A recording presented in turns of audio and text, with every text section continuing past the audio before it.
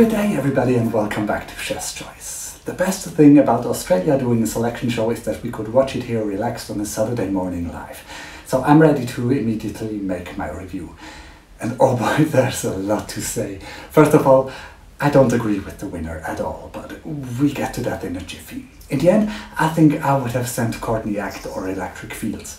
Of course, Courtney isn't the greatest singer, but the show and the song are really entertaining. And Electric Fields are just such a breath of fresh air for Eurovision that I'm sure it would have been rewarded with a lot of votes. But there's no use to talk about what could have been because they chose Kate Miller-Heidke's Zero Gravity.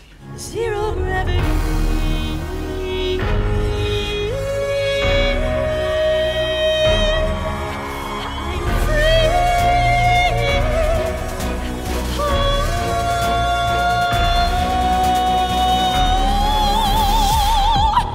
So I'll start with the positive again. The song by itself, without any context, is really fabulous.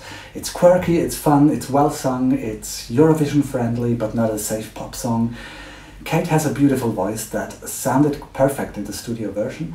So before the live performances, I would have been perfectly happy with sending her to Tel Aviv. But here's what I don't like. Let's start with the song. Firstly, there's the similarity to any song by Maria Mina just based on her voice and her range. But that's not my real issue. For any Eurovision viewer that has watched the show last year, this will for sure be immediately compared to Elina Nachayeva's La Forza for Estonia. That similarity is there, whether you want to acknowledge that or not. So what I just cannot understand is why you would do a performance that even enhances this comparison. Why did you put her on a pedestal with a huge glowing dress?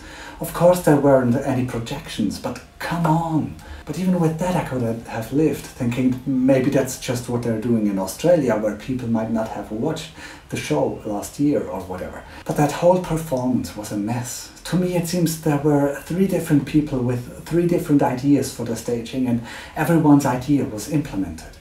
There's just so much going on with that oversized dress, that color scheme, her headpiece, the weird circus act on the bouncy pole in the back. It felt like a performance of the Wicked Witch.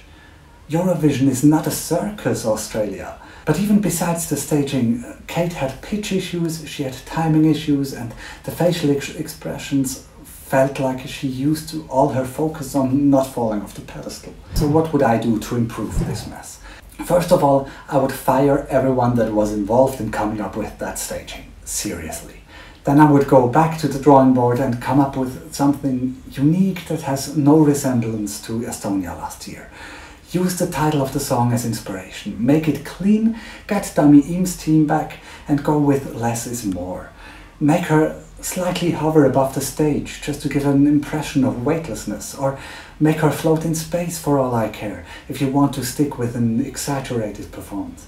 But the most important thing, no circus acrobatics. The good thing is though, I don't think they need to work on the song at all. That is fine as it is. Now it's just a performance.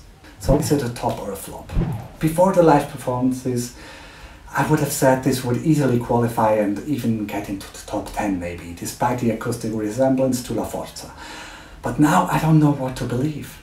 Based on the quality of the song, I think they deserve to go through, although I would need to hear all the other songs first to make a final call. But if she performs like this in Tel Aviv, I wouldn't get my hopes up yet. But what do you guys and girls think?